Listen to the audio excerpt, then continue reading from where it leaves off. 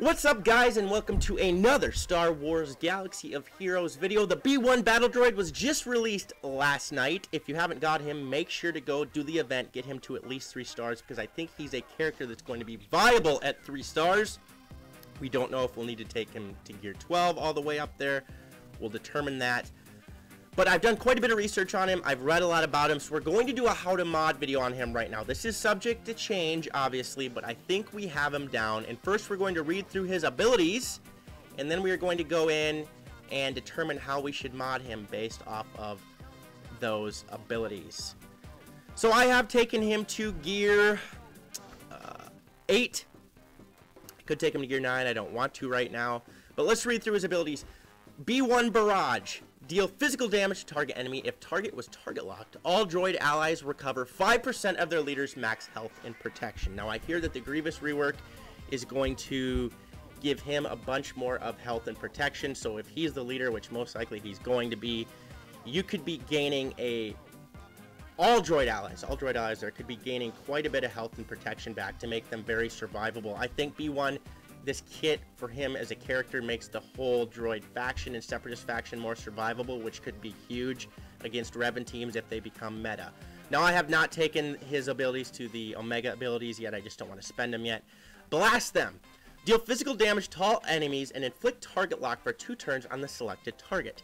Gain 1 stack of droid battalion for each other separatist ally. Heal target other separatist ally for 5% health, 0.5% health and 0.5% protection for each stack of droid battalion.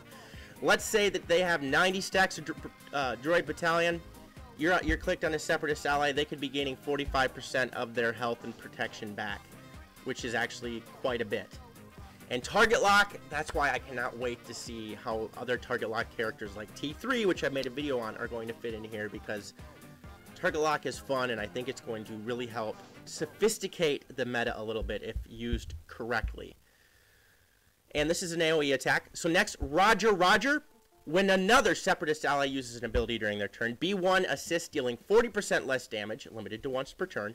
When another droid ally uses a special ability, B1 gains 15% turn meter.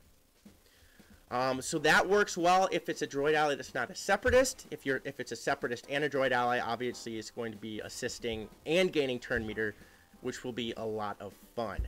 And now droid battalion, I'm going to read the Zeta ability even though I do not have him Zeta'd. B1 can't score critical hits or be revived. B1 has no protection, 1 health, and 100 stacks of droid battalion, and can't be defeated or destroyed while they have droid battalion. When all stacks of droid battalion expire, B1 immediately destroys itself. B1 is immune to damage over time. When B1 takes damage, they dispel all debuffs on themselves and lose 8 stacks of droid battalion. At the start of B1's turn, they gain 3 stacks of droid battalion. What does droid battalion do? Each stack grants B1 plus 2% offense and all separatist allies 0.5% tenacity and critical avoidance, which is big. So we see some survivability in his kit when we read through it. He's going to help other characters survive as well with the bonus health and protection. And again, just keep those droid stacks of droid battalion coming, and he's going to be able to survive. So when we look at his kit here, let's look at what it suggests. It suggests offense and potency, and that is correct. But there's a few things we want to emphasize. Health, protection, defense. None of those stats are necessary whatsoever. He's automatically going to have 1 health. He's automatically going to be taken out the first time he gets hit. So if you can find mods that really are basically all offensive based, or with potency and stuff like that, please do that. Now these are the mods I put on him. They still have some health and protection. I don't have the perfect mods yet. I'm going to find them. But then speed. Yes, put some speed in the secondary. You're going to be gaining some potential turn meter and stuff like that, but you want him to continue to go because you want that extra health and protection regeneration and the potential to get target lock. So yes, speed, probably not, the most important thing on him ever, because you want him doing damage, but it's definitely something. This isn't a character that you should completely forego speed completely. Please be putting speed on him. But I do have an offensive set and a potency set. So let's look at the square mod here. I have speed, and then I have offense in the secondaries. The protection and defense, again, they don't matter. If you could turn that into potency, offense percentage, that would be amazing. That's what's going to help you the most. And of course, you have offense in the primary there as well. In the diamond, I have +5 speed And then I have extra potency, big time extra potency. That's why I chose this mod, 5.69% potency and 0.33% offense. That's not very high, but I get the speed, the potency, and the offense, which are really big to what you want on this character. And again, since he's going to be dying so quickly, who knows if Gear 12 7 star is going to be necessary. For the raids, of course, it would be, but we don't know where it's going to be in Arena if it works. In the circle, I have a speed, plus 10 speed, and then 0.76% offense. The health and the defense do not matter, but of course you have to fill them in there. So I'm going to state for the 100th time, if you can get potency, speed, and offense in the secondaries, do not worry about any protection, defense, health whatsoever. Of course, the primary stats here of the diamond have to be defense, and of the circle have to be health and protection, but it doesn't matter. In the cross, I assume if you want, you could put offense in there as well. I put potency in the primary with plus 14 speed in the secondary, some extra tenacity, crit chance, and health. Again, yeah, I would love offense and more potency here. I don't think you're going to get potency secondary in the potency mod. Maybe you do. I can't quite remember. But then we'll look at the triangle. This is an offensive primary mod, which is huge. I have some extra speed in the secondaries and crit chance, health, and protection. Again, it'd be wonderful I could have potency, but I don't have the perfect mods. I wanted some extra speed on here with that offensive primary. And then I do have a speed in the arrow primary with some extra offense and potency. This is huge. That's why I really like this mod, in the tenacity and defense. Again, we don't know if it's going to be better to maybe have an offensive mod here based on how important speed is. I still think it's going to be very important. But I did put a speed mod on here as well. And I don't have him to gear 11 or, 12.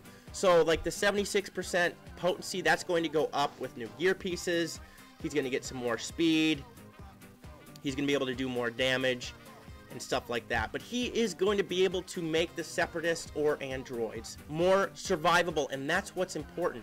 So I think this is a very unique kit, probably the most unique kit in the game. There's a lot of other YouTubers that have said that as well, that they think it's very well thought out, very unique, and I can't wait to see how it works. Again, maybe hold off taking him to, or buying the packs to get him to 7 stars unless you absolutely want him there, and what gear you should take him to. But definitely mod him with offense and potency, and forget about any of the defensive statistics. They don't matter, because when we look at Droid Battalion, he can't score critical hits, so crit chance means nothing. He doesn't have any protection, and he has 1 health. So none of that means anything. So, don't put crit chance in the secondaries either, because it's just not important. He can't even score critical hits.